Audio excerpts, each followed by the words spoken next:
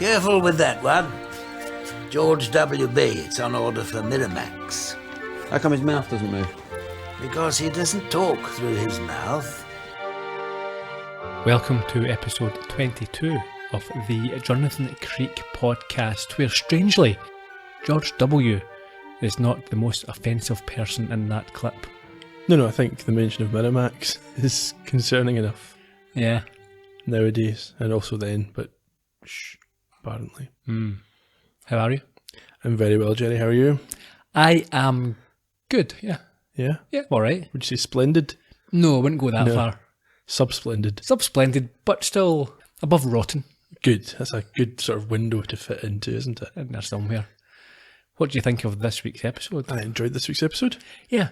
I think there's a couple of plot holes or flaws that we can discuss, Yeah. but overall, it was enjoyable. It was nice. Yeah, if you wanted to find a reason to not like it, there's stuff in there you could pick out, but I think overall it was enjoyable enough. I agree.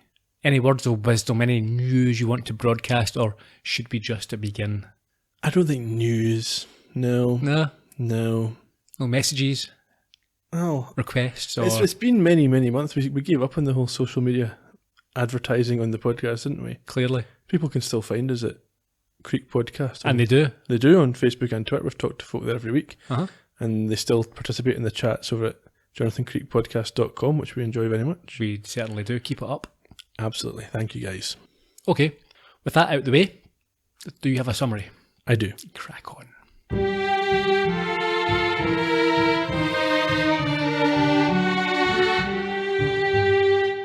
In Angel Hair, we are introduced to Dudley Houseman, a successful composer and musician, and the husband of pop icon Sally Ellen Oakley. When a brief extramarital affair comes to a dramatic end, Dudley is presented with an unresolvable riddle, which leads him to Jonathan's windmill. With Carla's help, Jonathan is quickly on the case and seems confident of his conclusion from an early stage. But will the unfolding facts fit that narrative, or is he on the wrong track altogether? I hope I put in the music this week. Yeah, it'd be unfortunate to do that twice in a row. It'd be worse than unfortunate. It would be a dereliction of duties. I did enjoy the Twitter user who responded to our apology by saying they thought we were just making a dramatic pause. Yeah, that was what it was. We begin this week at the home of the aforementioned Dudley Houseman, who we see as a composer and is working at night as his PA, I think it is, Dorothy. Is that right? Yeah, she's his PA. I thought maybe a cleaner or something initially because she was kind of pottering around the house, but I think she's definitely his PA. She says goodnight to him, tells him that Mrs. Houseman has phoned to say that she has won the award, whatever that is. It's quite a good idea, isn't it? Having a PA answer your wife's phone calls. Uh-huh. I might look into that. You don't have a wife? That's true. In the future, I might look into that. As soon as Dorothy leaves, Dudley opens up his drawer of Sally Ellen Oakley music porn. Yes, a collection of CDs and videos, I think, DVDs. Mm-hmm. It's very, and I think if you consider the time, early 2000s, she's obviously a Kylie Minogue-esque character. Yeah, I would say that's probably a fair comparison. Mm-hmm. And some of her videos look rather charming. Yeah, I thought with the three name thing, she was maybe made to be based on Sophie Ellis Bextor or someone along those lines, but she that time period? Maybe just after. I think 2001-ish to is peak. Peak Kylie. Peak Kylie, yeah. Peak Renaissance Kylie. Did you like the fact that although he's alone at home, he still puts his headphones on to listen to the music? Very dangerous business, that. You never know what's walking in behind you. You only make that mistake once. Well, he's made it this time without realising it, I think, because Dorothy comes back into the house. Yeah, she's looking for her umbrella and catches him from behind, so she can't see what he's actually doing. You can only assume what she assumes. Yeah, I would say it's pretty obvious what he's doing. But he's not. He's just watching. That's what I was saying. Yeah. Yeah, that's what he's obviously just sitting watching this DVD. Mm-hmm. She looks a bit pensive and then leaves. Yeah, perhaps a bit embarrassed. I would say so. Anyway, we have a nice twist as we see his wife return. And he turns off the video. What do we discover? It's Sally. Herself, yes. He's watching videos. Oh, that's weird. Of his own wife. That's disgusting. Yeah, who watches videos of their own wife? She's won this award, and we find out it was the Britain's Tastiest Bottom Award. Yeah, obviously a Reader of the Year equivalent. Probably trademarked that one, so they've gone with the No doubt. equivalent. And again, that's the sort of thing that Kylie would have won. I'm sure she did. I'm sure many times. Known for her rear. Dudley approves of this and examines the merchandise, so to speak. Yeah. With his hand. Later in bed, we find that he is writing a musical for her, and will be going away for 3 days to pitch this to some people in LA. I think, yes, it's for her to star in, isn't it? It's a vehicle for her musical career. Certainly. She tries it on a bit with him here, but he's not really interested. Yes, there are a few things. This is the first time we see this crack, I suppose, in the relationship. And also, we see that behind the facade, things aren't as they appear on camera. She's not quite as glamorous, and nor should she be. She's snivelling with the cold, taking her makeup off. She's a normal woman. Absolutely. You see Dudley looking at a photo of her in a magazine that he just has kept beside his bed. Yeah, his little stack. It's a little bit. He is a little bit creepy. You do wonder, or I wondered at this stage, is he fixated on her public image, or is it when she was younger? Has she gotten too old for him? No, I mean, that's explained later. It's her public image. He fell for the star, not the reality. Yeah, and I think this is the first sign of that in the episode. Yeah. Did you recognise the magazine? I assumed it was an FHM or something. Loaded, I think. Was it Loaded? Yeah. Okay. The next morning. Yep, Sally wakes her husband up. She's heading out. For a promo, I think she says. Yeah, and she's all dolled up, so he's back to being interested again. Mm-hmm. Which is a bit weird. She is being picked up by her driver, Angus. Yes, and she tells him to have a great time in LA, and she'll see him when he gets back. Yeah, a little later, Dudley's up and about, and Dorothy's there. She gives him his revised LA timetable, including a meeting with Whoopi Goldberg's People's People. Yes. I'm sure that's how it works. You don't go straight to the You don't go top. to the top, not to the pinnacle. No, this is going to be post-Sister Act, isn't it? So she'll be well known in the musical movie sort of category. Mm-hmm. She also reminds him not to forget on his way to the airport to stop in and say happy birthday to his old dad. She does indeed. And that is where we go next. Henry Houseman's house. His freaky puppet place, as I've noted in my my notes here. His dad is I guess some kind of craftsman. I don't know what the technical term for a puppet maker is. Yeah, puppet maker, a carpenter, what's your Pinocchio's? Geppetto, he's a carpenter, isn't he? Yeah. A modern day Geppetto, but none of them are real boys, except for Dudley. He has this assortment of ventriloquist dummies and is doing work for Adam Creek. Yes, he's getting mixed up between Adam and Jonathan. So obviously Jonathan has asked him to do work for Adam's show. So Henry asks his son about Sally, and it's clear that their relationship is strained before he picks up a George W. Bush dummy that we heard. At the top, yeah. I didn't get the impression that the relationship was strained. I don't think Sally's got any idea that the relationship's strained from the way that she was behaving. No, but I think it's he has issues. Yeah. I mean, a strained relationship, does that necessarily imply both parties are feeling it? Yeah, but I think both parties would need to be aware of it, wouldn't they? And he fobs off the question anyway. He's not wanting to discuss the relationship. It's not a healthy relationship, I think. No, I think there are issues. Yeah, we do get to see, we heard the clip at the top, we do get to see where the George W. Bush puppet talks from. I thought that was great. It was very clever. I noted simpler times when that was all you had to mock the American president about. Yes. Yeah. He talks rubbish. Oh well, if only that was all we had now. We then have a quick shot of Dudley on a plane, and he appears to be fantasising about Maria, the attendant. Yeah, he thinks he's getting an in-flight massage, or he's dreaming of an in-flight massage, and we cut across to a familiar face. Who's that? Brendan in the TV studio doing a bit of producing on some sort of makeover show. He certainly is, and he receives a letter that seems to disturb him. Yes, we're not immediately aware of it, but Carla shows up. Yeah, she's early. She is, and discussing her own medical drama. Yes, her pedicure was cancelled, so she cancelled with the gynaecologist because she didn't want to give a wrong first impression. I think I liked it. What was it she said? I didn't want him to follow up the first. Refuse at the first, Yeah. Yes. A little horse racing parlance there.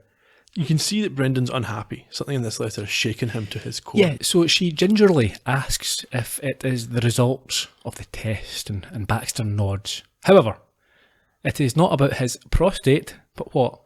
It's data from the audience in relation to the episode we saw in the last Jonathan Creek, when Carla had Parnevik and Creek on with her to solve the crime about the murder of Parnevik's girlfriend. Yeah. He doesn't seem happy. No, Jonathan didn't go over well with some of the groups, the Core ABs and some of the C1s and the C2s. Do you know what those groups are? Yeah, it's professionals this and professional that, and I don't know. Okay. Are you asking me, or are you No, telling I was just asking if you knew. I've Yeah, not, but I I've think- not looked it up. I think, yeah, like... I know in general what Yeah. they are. Yeah. We then cut to Carla reading out the damaging audience opinion of Jonathan to the man himself. Yeah, he's not entirely sure why he's been invited, I think, to the studios, but he's being unwittingly led to make up where they're going to try and sort him out. Can you remember some of the insults? I didn't write the insults down. Apparently he had an odd-shaped face and voice. Yeah, He was short and had bad posture, that's unfortunate. amongst other things. Yeah. Jonathan, however, is more interested in his phone call, where he asks for someone to ring him ASAP. Yeah, we assume about the puppet, because that's what we've heard about before.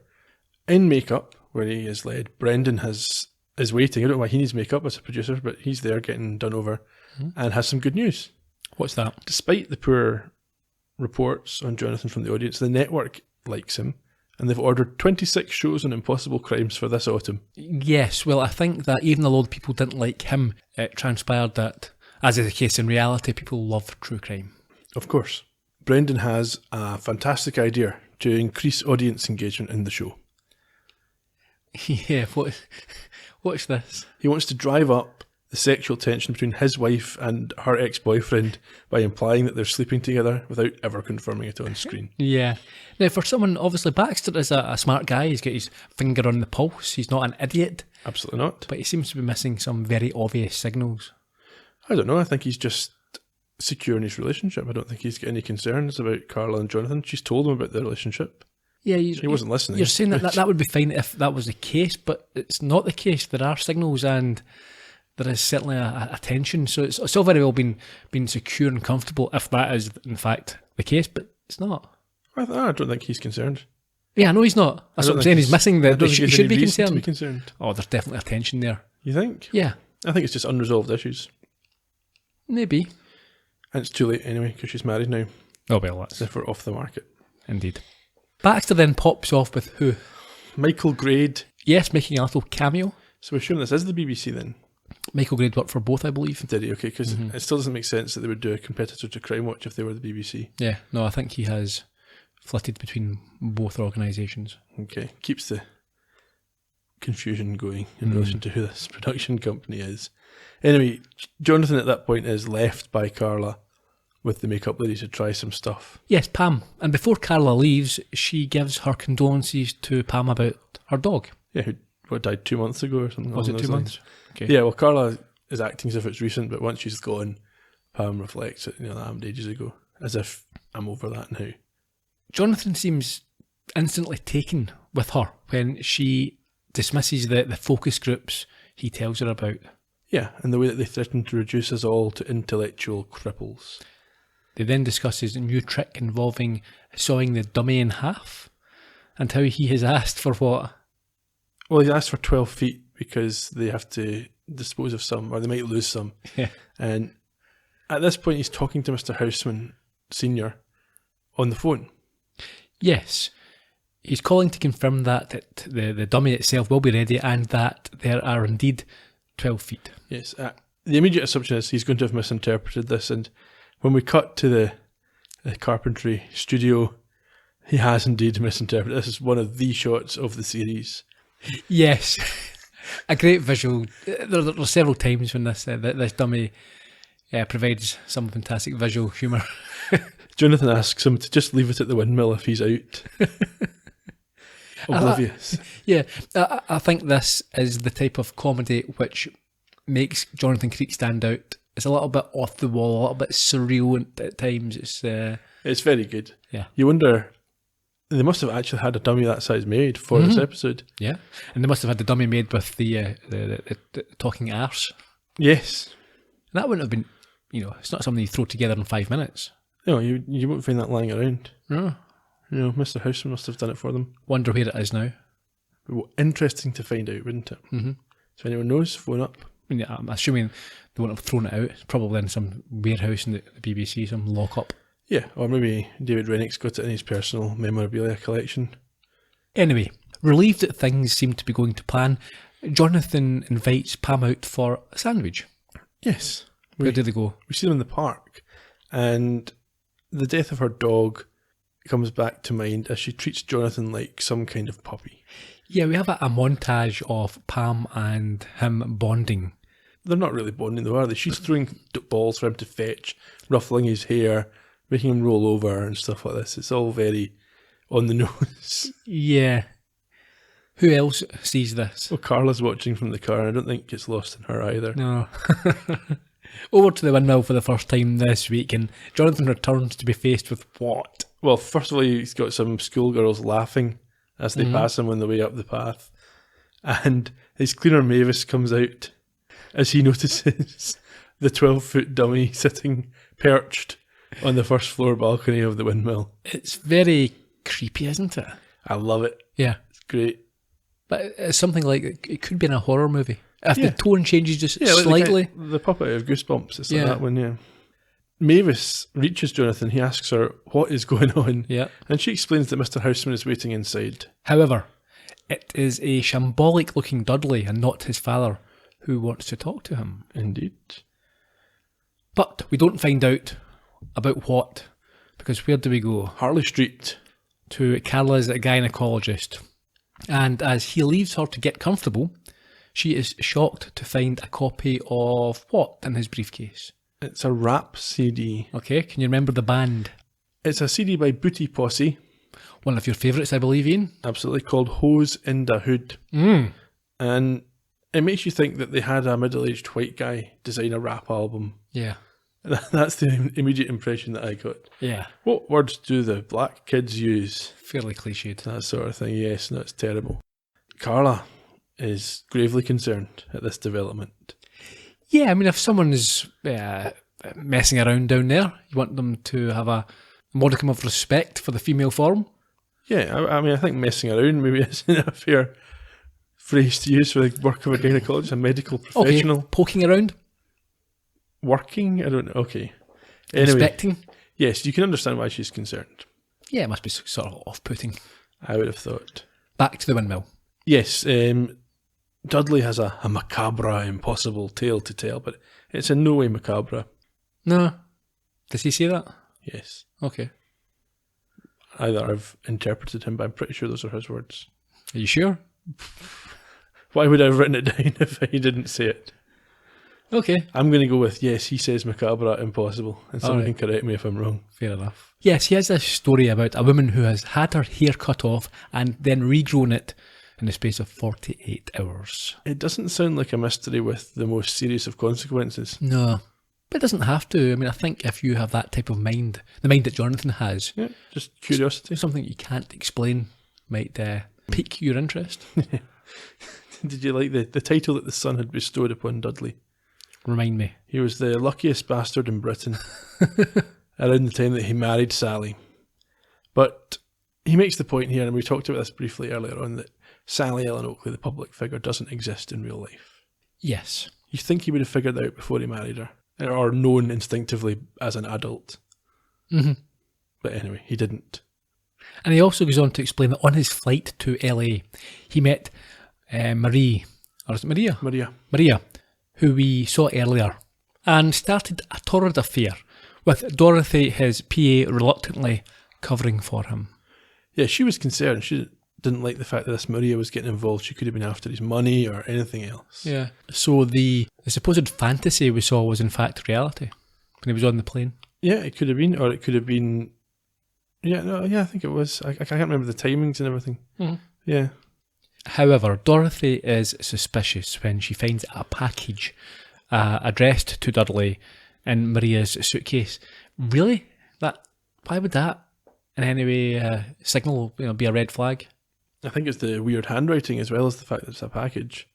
How would she know how weird the handwriting Yeah, it was kind of weird. It wasn't just bad handwriting. It was designed to be unidentifiable. I think it was the kind of block funny capitals and everything else. Right, okay. Is it like almost a handwritten equivalent of the newspaper clipping notes?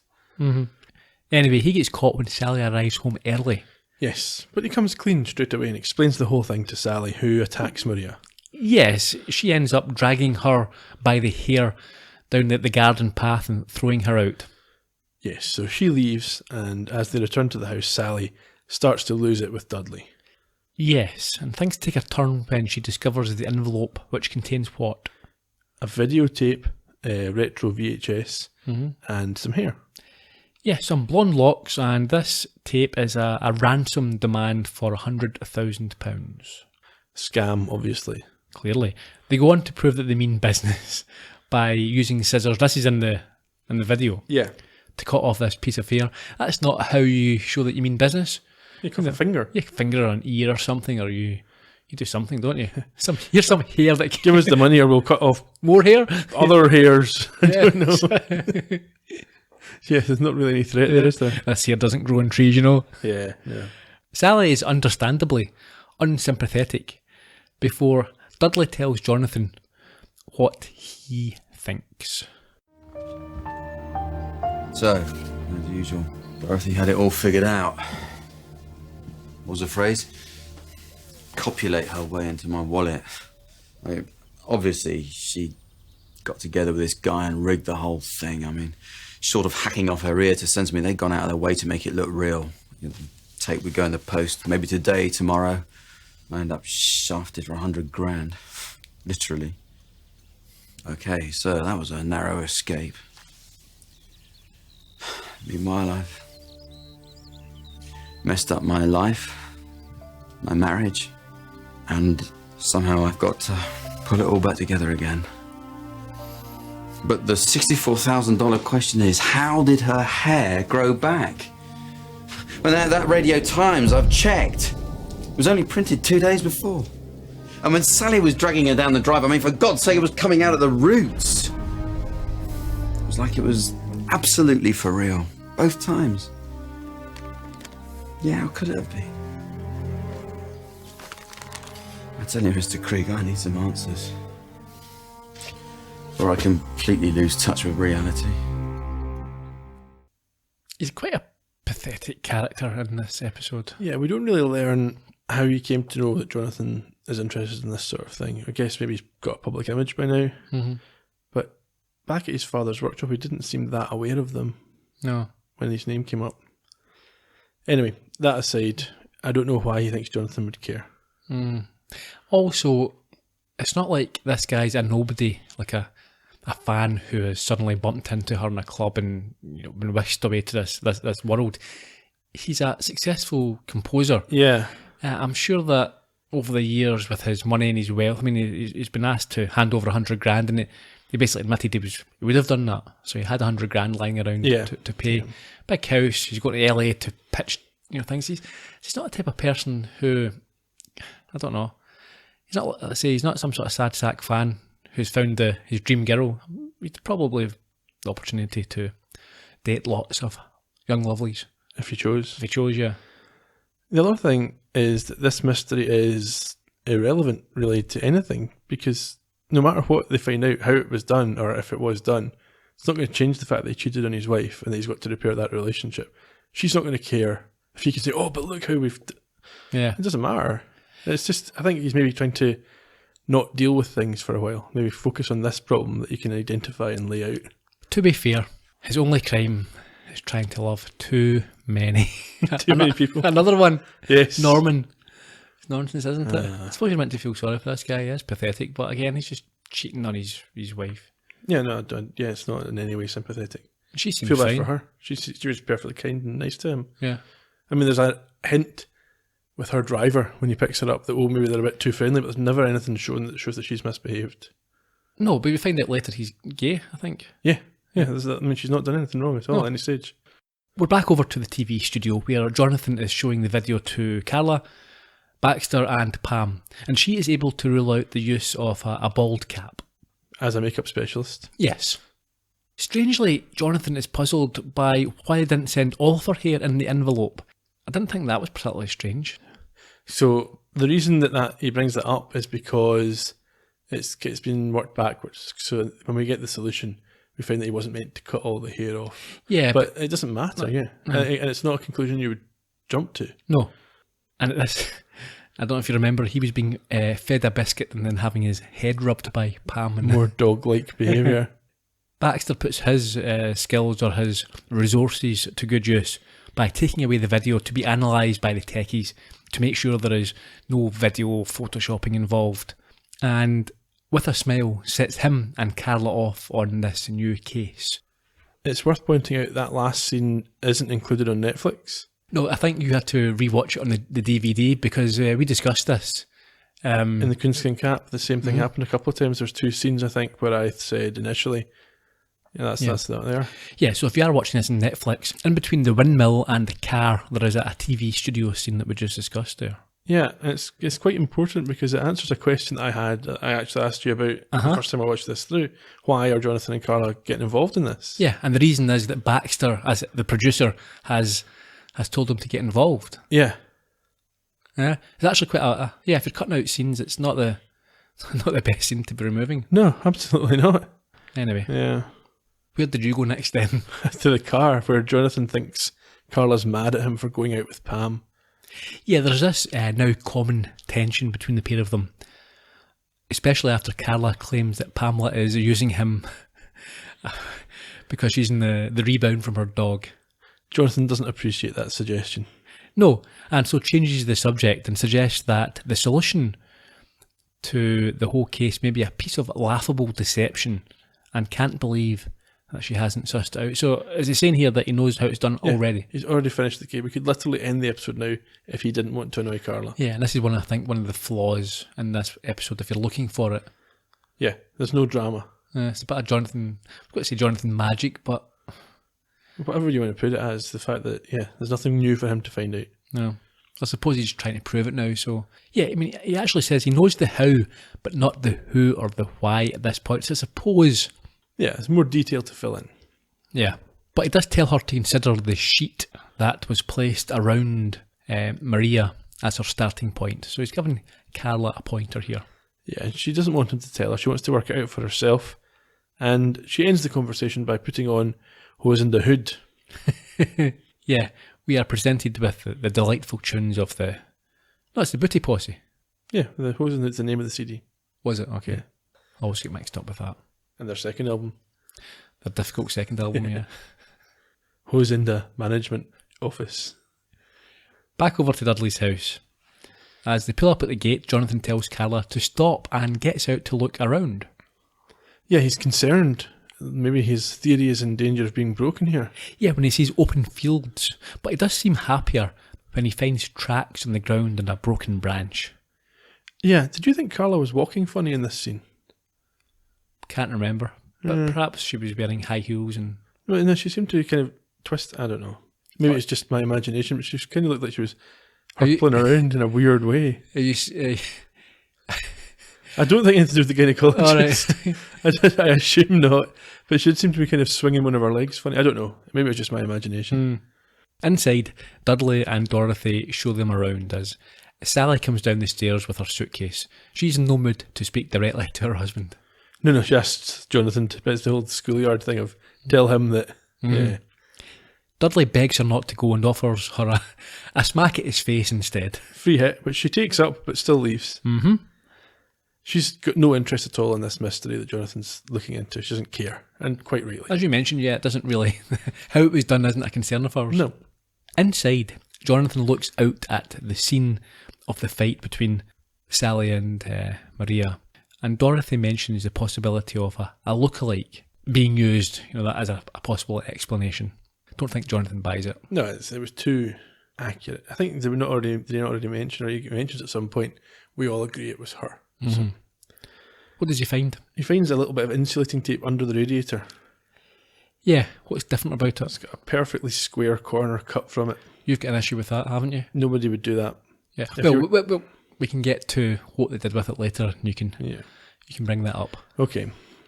We also find out that Maria, quite conveniently, has apparently left for the other side of the world. Well, Dudley mentioned this in the windmill, that she's got a tour of the Far East that was due to start that day. Mm-hmm. So she's away on that. Presumably a tour as Maria? She's working, I presume, on the aeroplane. You sure he would have called it a tour? That's what he called it. Okay, fair But enough. I presume, yeah, so maybe she's flying to Malaysia and then she's doing some hopping between countries in that area before coming back. It'll depend on what her... Yeah, but you can still speak to her. You could. You know where she works. You can't touch her, though. And Dorothy also says at this point that she has seen Jonathan's girlfriend before, referring to Carla. Yeah, presumably on the telly. But then if she's seen her on the telly, she's seen Jonathan, because she's only been on the telly that one time. Unless she's done more episodes since then, they're only just getting the responses from the audience in arrears for the early episode. Oh no, she did a couple before, didn't she, with Parnevik himself, when he went on about the death penalty. Yeah.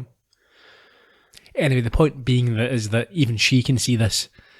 Or is this the sexual tension that Baxter's trying to develop? It could be, yeah. I think he wants this. In the other room. A studio room, I think it is. Yeah, this is where Dudley was watching his soft porn videos of his wife earlier. He's playing a song for Carla on his little keyboard. Yeah, he's singing, and it's a wistful, sub-Dylan love song. Oh, he hates that. He hates critics calling his work derivative sub-Dylan light. Carla listens on, and she seems suitably impressed. Did you like his proposed cast for his Samson and Delilah musical? Can't remember, tell me. So he had Sally as Delilah, Michael Bolton as Samson, and Whoopi Goldberg as God. I'd watch that. Yeah, it'll be fine. Yeah. Who doesn't like a bit of Michael Bolton? What's your favourite Michael Bolton song? The love one, the cheesy one. The one where he's on the beach. Yeah, with his shirt off or opened. Yes, playing with a tiger. No, I made that up. That's Siegfried.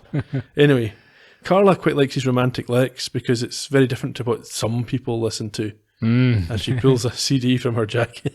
Yes, and gives him a copy of Booty Posse. Yes. We flip back over to Jonathan and Dorothy looking at a computer. Yeah, I think this must be his office room. This is brilliant. I love that. As someone who's used Photoshop a little, I love that she thinks she's good at Photoshop. Okay, what does she do? She's trying to Photoshop her own head onto somebody else's body. So it's, I don't know, it's like an Ursula Andress type bikini photograph. And she prints it out to give to Jonathan. He might want to use it later. Yes, it's her head on a bikini-clad model. Yeah, but it looks as if she just cut it on newspaper and just stick it on a magazine. Yeah, it's terrible Photoshopping, yeah. He is, however, saved by a call from Baxter, and he heads back down to speak with Carla, who is reading the rap lyrics from the inlay card on Hose in the Hood out to Dudley. Yeah, why would you do that? She can't believe a gynecologist would listen to this sort of stuff. Can you remember any of the lyrics? I quite deliberately did not write them down in case you asked me to read out the lyrics. Oh, I'm disappointed. But it's full of vulgar language and sexual little... It's terrible. Comment. Anyway. In the car. Well, you missed a bit where Jonathan sneaks in behind her. Oh, yes, he does. And he listens to this and she's angry about her gynecologist listening to this sort of stuff and embarrassed when she realises that Jonathan heard half of what she was saying. Did Dudley ask her to read this out, do you think? No, I think she's just looking for somebody to confide in, somebody to support her belief that it's disgusting. And so this guy she's never met before is the one to go for? Yeah. Well, he's a composer, isn't he? I suppose he's a musical man. Yeah. Fair enough. In the car, Jonathan brings Carla up to speed on the call from Baxter and the insulating tape that he's found. Oh, yes, I want to tell you, Brendan rang to say that video's now been through computer graphics and the picture had definitely not been tampered with. And you might want to give that some consideration. Which had rolled under one of those curtains in the sitting room. I draw your attention to the small piece, 5mm square, which has been cut off the end. What am I looking at? Some industrial strength toupee tape. Just say the word and I'll put you out of your misery. I'm not throwing the towel in yet. All right. You won't be wanting this little clue I prepared for you then. It would appear not.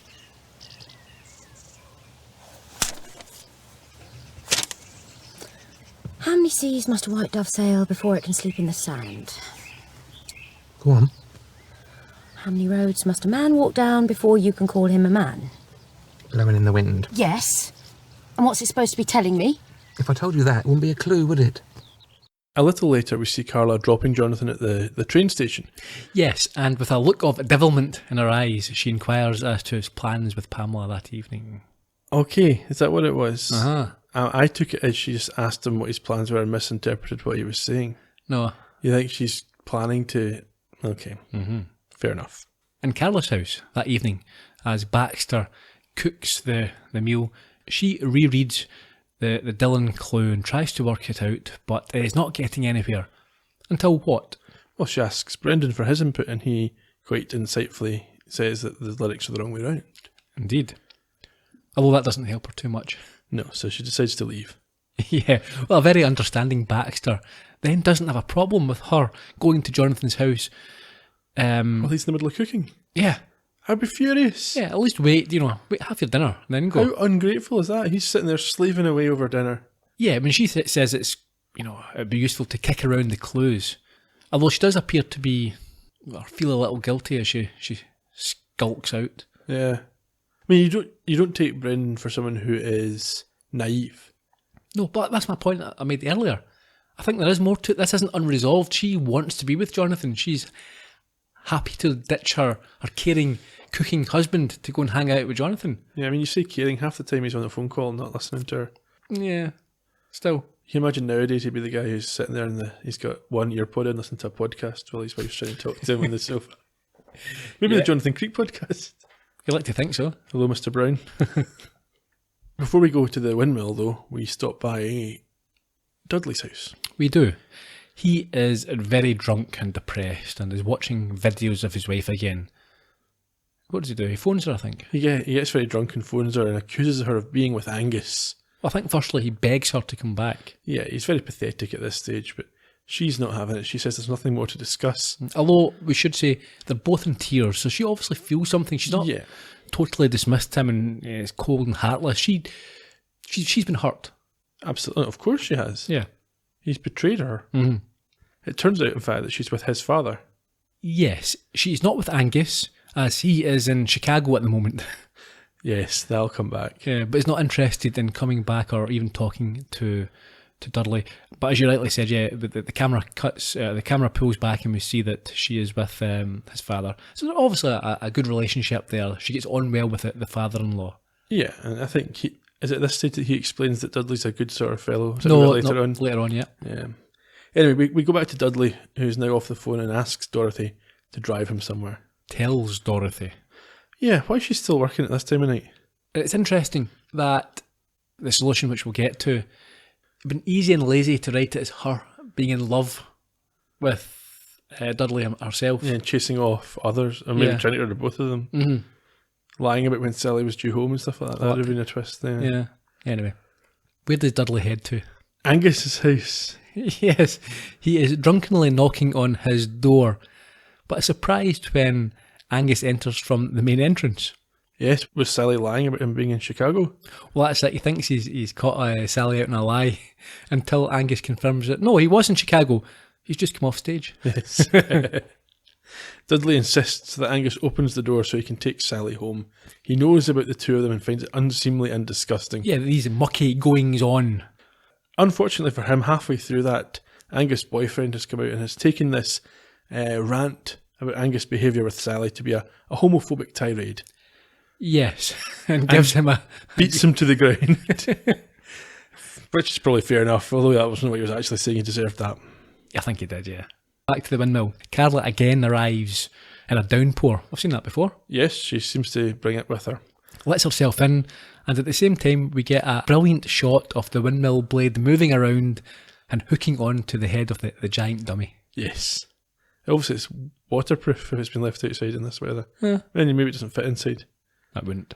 Not through the door. Well, how did he get out of his house? The Houseman house? Get a garage. Oh yes, he'll have in case he has 12-foot dummies to make. Mm-hmm. Now I think the next scene, I think you have missed if you watched it on Netflix. We see Jonathan, he is in fact outside posting a letter and meets Pam, who is on her way to meet him. And she subconsciously stops for a moment beside a lamppost. And I think Jonathan realises this, a light bulb goes on here, and he reluctantly accepts the truth about this relationship. If you've seen the actress who plays Pam in other things, you can imagine that she's very much enjoying this part. Yes. I would imagine. And you can get the humour from it. We catch back up, if you're watching on Netflix, with Carla sprawled out on the couch, having helped herself to a drink when they arrive back, and she runs upstairs to hide in an esophagus. sarcophagus. Whatever, yeah. Why? Sorry, yeah. Esophagus is your... An asparagus. She hides in an asparagus. No, esophagus. Your throat. I don't know. Asparagus, esophagus. She hides somewhere, right? In a big She hides box. behind an asparagus Yes. as they climb up the stairs. Surely they saw her car. Yeah, but why would she hide? They've come back. She's waiting. I think she wants For to them. listen to them sleeping together and then jump out, No. They begin kissing passionately and both end up half dressed. upstairs in the bed with her on top of him from behind. And I think he comments on this. No, I think she comments and Yes. says, I think it's the wrong way The around. wrong way around. And then they hear a dog howling outside. Yes, I think there's echoes in Carla's head as well before this dog barks. And Jonathan immediately stops proceedings. She asks him what's wrong. And Carla bursts out the sarcophagus, throws the asparagus aside and explains, much to their surprise, what it is that Pam's been doing wrong. Yeah, she should want to be with a guy because he's a guy, not as a dog substitute. Jonathan is never going to win Crufts, and in any case, Carla doesn't believe she's ready for that type of relationship. None of her business. No, it's not. Pam is convinced that she's actually wandered into an insane asylum when she looks out the window and is met by the face of the giant dummy. Accompanied by a flash of lightning, and she wonders what she's got herself into before grabbing her clothes and fleeing. Time for a sharp exit. I think so. Carla then dismisses any questions that Jonathan might have about what she was doing and confidently states that from the wrong way round that she heard Pamela say, she's worked out what's going on. I think it says something for the type of relationship that they still have, or the foundation that they have, that she can do this, burst out of an asparagus in the middle of him sleeping with his new girlfriend, and then just shrug it off and have a conversation. Yeah, there's a level of comfort there. Absolutely. Over at Dudley's house, the drunken Dudley is dumped in his bed. Yes, he is certainly worse for wear. Dorothy helps him before we cut to Harry talking to Sally. He's dishing out some wisdom. Yes, it's a little bit of philosophy about love and beauty and the like, before claiming that Dudley is not a bad person. He's just easily confused. He just tries to love. Too many people. Yeah. He says when beautiful people fall in love, they better make sure it's not because they're beautiful people. Yeah, but only one of them could be classed as beautiful. Yeah. I don't think Jack D would ever be I classed don't- as one of the beautiful people. I'm not sure if he means simply Oh, aesthetically, okay, maybe sure. the money and what there is. Yeah, but even, okay. Something. I think he means if you fall in love for superficial reasons and there's nothing behind that, then it's Sure. you're up against But it. even when you leave the physical attributes aside, he's not a beautiful person either. No. He's a cheater and he's a bit of a weirdo. Yeah. Is Mr. Houseman Senior Riley points out that he and his wife never had that problem. Yes. A bit unfortunate to the presumably deceased Mrs. Houseman. Yeah, a bit harsh, but hey. Sally's phone then rings. It's Dorothy, It is. who says that you may not believe this, but it's you he needs. Yeah, she's panicking. She's very upset. I'm not sure how persuasive this is meant to be. No, she says she's done everything that she can and Sally needs to make an appearance. Well, what if Sally doesn't want to make an appearance? She's the one that's been wronged. Why should she be getting forced to go at their pace? She shouldn't. Yeah. However, as soon as she hangs up, we see Jonathan and Carla standing behind. Yeah. How did they arrive there? That is evil. Very. Anyway, Jonathan says yes, Dorothy has done all she can and more to save this marriage. So sitting down, she admits her involvement with help from others and the motive before Jonathan and Carla summarise what actually happened. So how is it meant to go? You find a suspicious package in her case, and she's presumably planning to send him after she's left the country, inside a recording, obviously all staged, showing her at the mercy of a kidnapper and demanding lots of money. The whole thing's clearly a set-up. Even Dudley's going to realise now the girl who came round for lunch wearing a very good wig has taken him for a sucker. Exit Maria. Problem though, how the hell do you fake that video? We've all seen it. We all agree it was her. We all agree it was real. How do you tie a woman up, cut her hair off and film it without her knowing? Quite clearly impossible. But of course, the knack with an illusion is to make people think they've seen something they haven't. When I finally twigged, it was the simplest thing in the world. The two events. A woman having her head shaved and being dragged across the grass with a full set of hair weren't impossible in themselves. We were just looking at them the wrong way round. Thanks to a preconception we all had, You do that when you put a tape in a video machine and press play, what comes up on the screen is the past tense. But if you're not pressing play, but record, and if the VCR's already been tuned to receive a live local signal, suddenly everything they watch that day becomes frighteningly possible.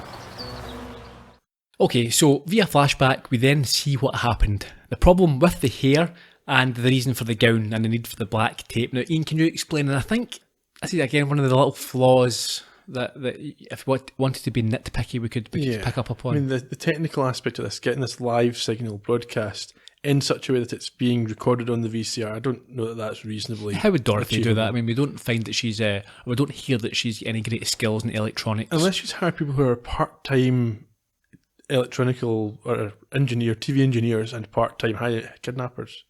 Well, I suppose you would have to, yeah. Because, I mean, they've got a van, but yeah. Where do you find some people with those two disparate sets of skills? Well, we do know that she's a PA in the entertainment, the TV, the music. Yeah, maybe they think they're acting as kidnappers. They don't realise that the woman's not in it. No, that'd be. But I mean, I think she could find probably find the technical expertise within Houseman's industry. Yeah, but could you find it in people who are also prepared to do a kidnapping and cut people's hair off? No. Yeah, it just seems a bit far-fetched. Yeah, and I think again that is one of the weaknesses of the. Yeah, we talked about the strip of tape as well. Yeah, she's cut out a perfectly square piece to cover the dot. For a start, that bit of light isn't at the front of the screen, so you need to cover it from more angles. Yes. So it would need to be bigger. Yeah, I mean you wouldn't cut that little dot out of the tape. And you wouldn't just cut a little corner. No, you would cut off a bigger piece and then work with that piece and throw away what you didn't use. Yeah. Nobody cuts tape that way. And if they do, they're weird and should feel bad. Precisely. You would cut off a piece and use the whole piece. Yeah. Or use part of the piece and dispose of the rest. Yeah, so tell me about the problem with the hair. Yes. So the guy was only meant to cut some of her hair off and he went a bit overboard and he started chopping it all away and left her with very short cropped hair. Yeah. So again, what type of person is she hired here that gets right into it? Yeah, I know, that's a little bit. And she seems to just kind of brush it off. Oh, he got a bit carried away. Yeah. So, yeah, dangerously so with a weapon. Mm-hmm. She could lose her job. Yeah. Dorothy says that they dropped her, Maria that is, at her home, but ordered her to stay away from Dudley and Sally and the police. At the start of the scene, Dorothy said she wasn't sure she'd committed a crime and that she did something that wasn't very nice. It was definitely a crime. For starters, kidnapping, locking her in the van. Mm-hmm. Second, she was assaulted. Yes. And for a third thing, she was intimidated. So that's terrified. These are all crimes. Oh, you would go to jail for that. A long time. Yeah. Also, it's what is it? Aiding it? It's conspiracy as well to do this. Get more than one, get a group of people involved, and they've all got as you've mentioned before, they've all got to be up for this. Yeah. Yeah, it's quite nasty. It's a horrible crime. It's not just a crime, it's a brutal and nasty crime. Yeah, and Maria's not done anything particularly wrong. I mean, she's not nicest, She's not the one that's married. It's no, not her exactly. fault. She's thought to herself, I can make a buck off this guy. But oh, yeah, but she's not, yeah. It's up to him to say no. Yeah. We then hear a hungover Dudley shout for Dorothy, who goes up to his aid. At this point, we see car headlights in the drive. Sally is back to save the day. Yeah, and she immediately takes over vomit cleaning duties. It's clearly a sign of love. Yeah. In the TV studio, I think. Mm-hmm. There's a problem because the puppet that they ended up using was a caricature of the head of the network. Yes, a furious Jonathan is holding this dummy and complaining to Carla about how it's caused a problem with the network. Yes, and as they do this, the guy who is the head of the network walks by. Yeah, he's a dead ringer. Yes. I thought that was great. I presume this is someone they know that they've done this to. You wouldn't just get it done for an extra, would you? I don't know. Maybe.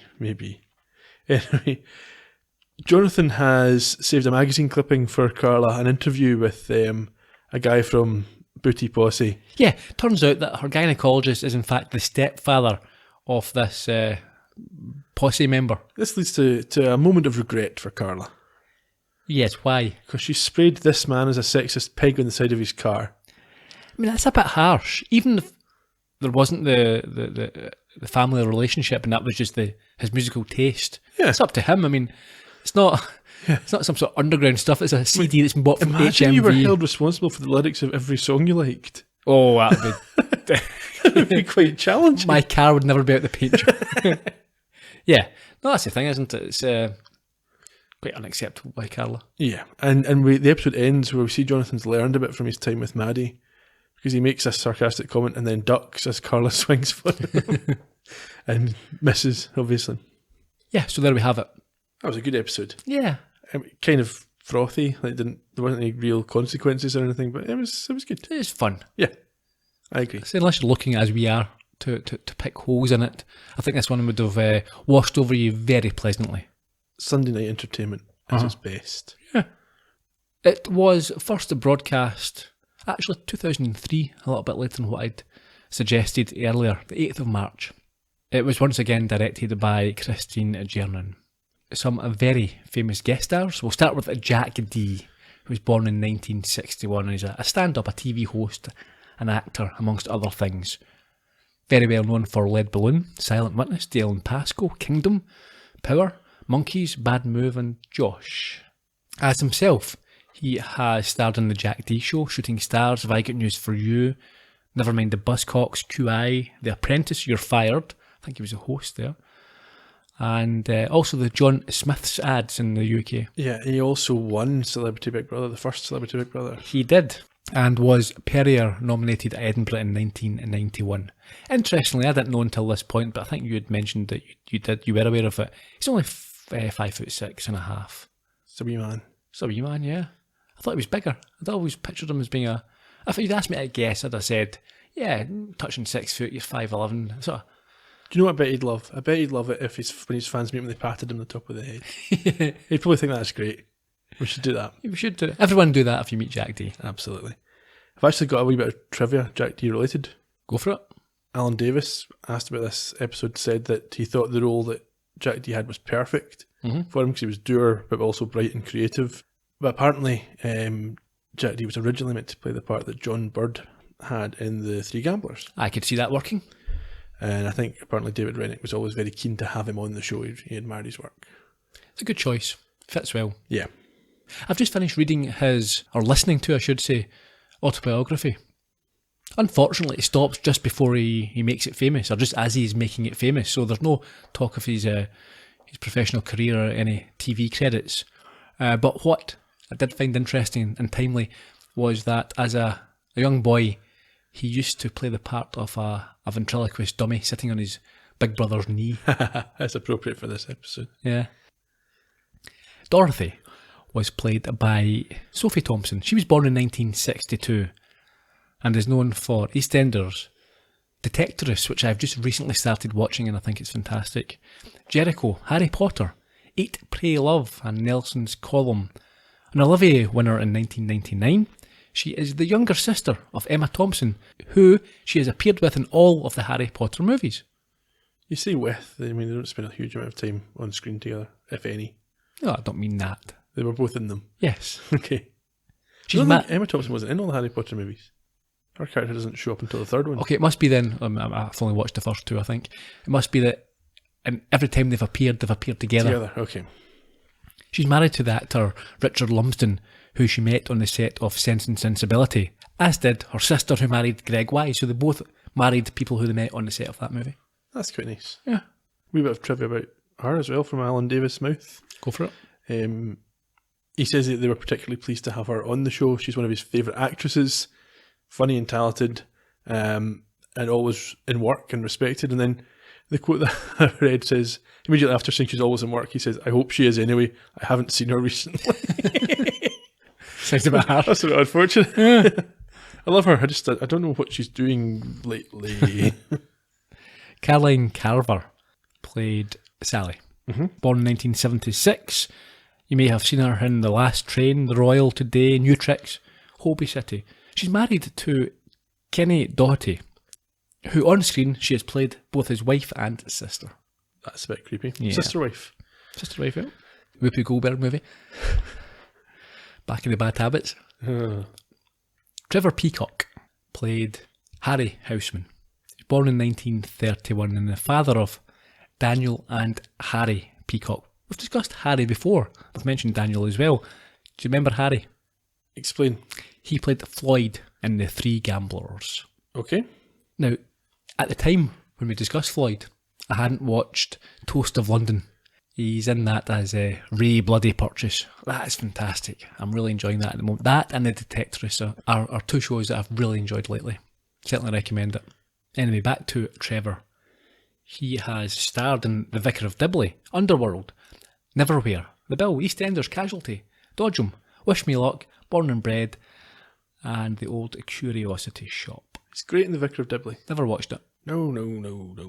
Yes. Okay. As a songwriter, he wrote hits for Herman's Hermits, Joe Brown, and Jess Conrad. Interesting. Now he plays the father of a songwriter in this. Mm-hmm. He appeared with his son Harry in Kingdom. That was the Stephen Fry legal drama. Yeah. Not watched it, quite fancy it. First season's really good. Rest of it, not so much. Okay. Tamsin, always wanted to say Tasman, but Tamsin Gregg played Pam. She was born in 1966, and you have no doubt seen her in either episodes, Friday Night Dinner, The Guilty, Emma, The Diary of Anne Frank, Love Soup, The Green Wing, Doctor Who, Black Books, or Blind Men. She was one of the two frontrunners to play Carla. I could see that. When they cast Julia Sawalha, she was the runner-up. She would have been a good choice also. I think the reason she didn't get it is because she was doing Black Books. Ah, okay. She is the voice of one of the characters in The Archers, the long-running radio show, soap opera. She is also an Olivier winner, and she is married to Richard Leaf. So, worked that one out? No? So she is Mrs. T. Leaf. Oh, okay. I'll just quickly mention Maria was played by Maria Boyle. Only one other credit, one episode of EastEnders. Not an actress then? No, I think she's is a model. Right. You've missed out David Renwick, who shows up in this episode. Does he? Tell me about it. He plays one of Dorothy's co-conspirators in the truck. Ah, okay. You go back and watch that again then. Episode review, unless you've any more trivia. No, I've got other stuff, but it's not very good, so let's just go with the episode review. Okay, motive. Whose motive? Dorothy's motive to end the affair and bring Dudley and Sally back together. Mm-hmm. Clues. Will I run through them? Tell me if I've missed anything. Okay. The use of the sheet. Did we mention that during the... You mentioned in one of the clips. We didn't really go into it. It was covering her clothes. Yeah, because it was meant to be a different time. Yeah, it would be obvious if she was still wearing the same outfit. Mm-hmm. The square cut out of the tape. The song lyrics in the wrong order. Anything else? Yeah, the broken branch and the tyre mark outside the house to show that there was somewhere for the video to be made. Uh-huh. I think other than that, it was the imaginary technological capability of VCRs to record live feeds from neighbouring vans. Mm-hmm. Gotcha. Well, Jonathan knew it right from the start, but yeah, it was just... like many episodes, there's not a gotcha. It's him saying this is how it was or could have been done, and the guilty party saying, yeah, okay. Oh, fair enough. Fair cop. Uh-huh. Okay, next time we have The Tailor's Dummy. More dummies. More dummies, yep. Looking forward to that. Same here. Plenty of dummies on this show every week. At least 2. Tune in next time for more dummy action. Until then, cheerio. Bye-bye.